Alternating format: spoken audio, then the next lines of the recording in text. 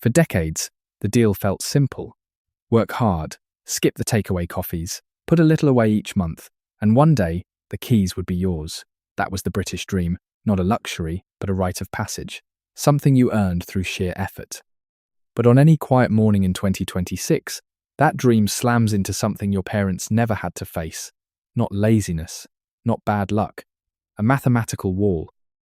Because buying your first home in Britain today has almost nothing to do with willpower, and almost everything to do with the cold physics of a high-interest economy. And right now, the physics are winning. So let's take that wall apart, brick by brick, and show you exactly what you're up against, and the two moves that can still get you through it. Start with the lie we tell first-time buyers, the 5% illusion. Say you've done everything right. You've clawed together £15,000. On the average entry-level flat, often priced around £250,000, that's roughly your 5% deposit. You feel ready. But here's the trap nobody spells out. A small deposit means a 95% mortgage, and lenders price that risk brutally. On a 5-year fixed rate sitting near 5%, your repayment climbs comfortably north of £1,000 every single month. Now, look closely at where that money actually goes. In those early years, almost every pound is interest paid to the bank, not equity building for you. After 2 full years of payments, you might have chipped away barely a few £1,000s of what you actually owe. 2 years of your life, and the bank still owns almost exactly what it did on day one. You are not a homeowner in any meaningful sense. For the first 15 years, you are simply a tenant of the bank. You've swapped one landlord for another and taken on the risk of the roof into the bargain. And to even get approved, you'll be handed a second trap, the 40-year anchor. A generation ago, a mortgage ran for 25 years. Today, to squeeze past the affordability tests, young Britons are signing terms of 35, even 40 years. Stretching the term shaves the monthly payment down just enough to pass the check, but read what you're really signing. Over 40 years, you can hand the bank well over £100,000 in extra interest compared to a shorter term. You aren't buying a home over 4 decades. You are leasing your entire working life to a spreadsheet. The keys arrive when you're 28. The freedom, if the numbers hold, arrives when you're nearly 70. Now, you might think, fine, I'll just save a bigger deposit and skip the 95% trap entirely, and this is the cruelest mechanic of all. Picture a downward escalator.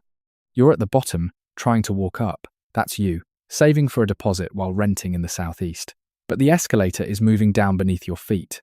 Because while you save, prices keep climbing. If property rises just 3% a year, the deposit you need becomes a moving target, growing faster than you can chase it. And you're chasing it with what's left, after your landlord has taken what can amount to 40% of everything on your P60. And after HMRC has taken its share too, you sprint upward with the scraps and watch the target drift further away. You are running as hard as you physically can and standing perfectly still. And if you do reach the top, if you finally buy that flat, there's a bill the estate agent mentioned very quietly. Welcome to the leasehold and its secondary mortgage. Here's a distinction that will define your finances. Freehold versus leasehold. Buy a freehold house and the land is yours. Buy a leasehold flat, which is what most affordable first homes actually are, and you're effectively a long-term tenant who also holds a mortgage.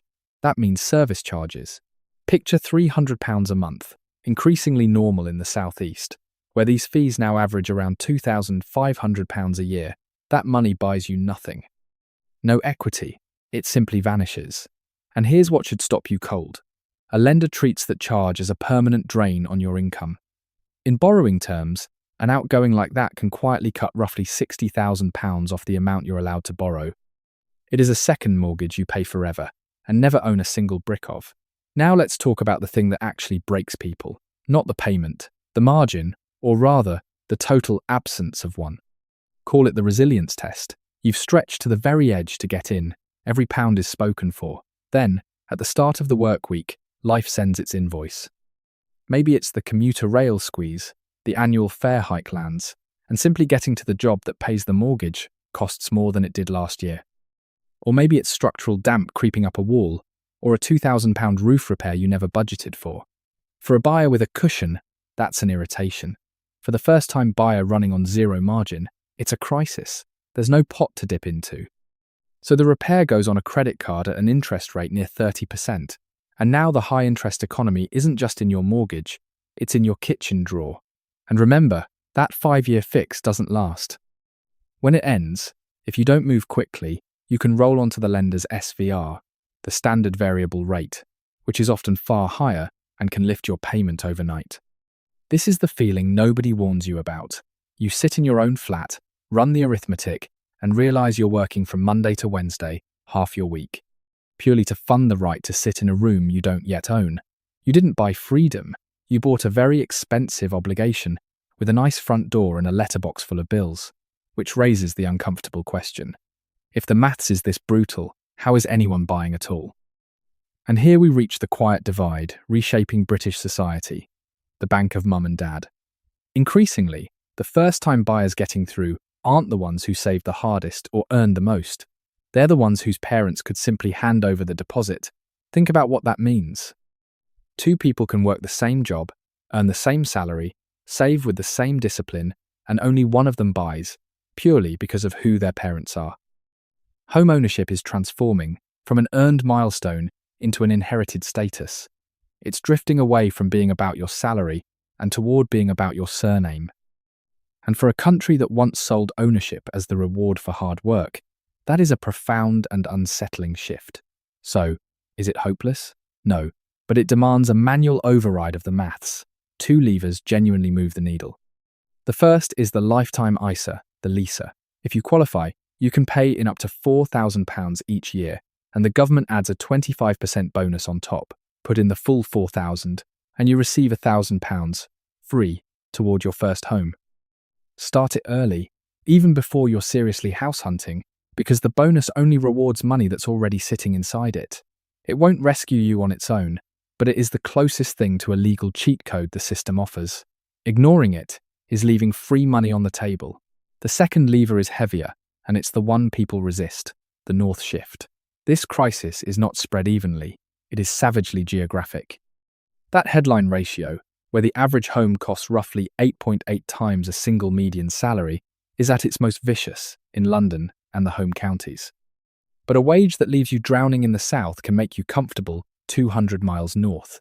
Moving isn't a lifestyle downgrade, it's a mathematical reset. Across much of the North and the Midlands, that punishing ratio simply softens. The same salary that made you a tenant of the bank down south can make you an actual owner up north. For many, relocating isn't one option among many. It's the single lever powerful enough to reset the entire equation. And don't forget the friction costs, on top of any purchase, the solicitor, the searches, the survey, and any stamp duty above the first-time buyer threshold, because they come out of that same stretched deposit. So here's where we land. Buying a home in Britain today is a marathon run straight through a storm, and the goal was never the mortgage itself. A bigger mortgage is not wealth. It's a bigger obligation wearing a costume.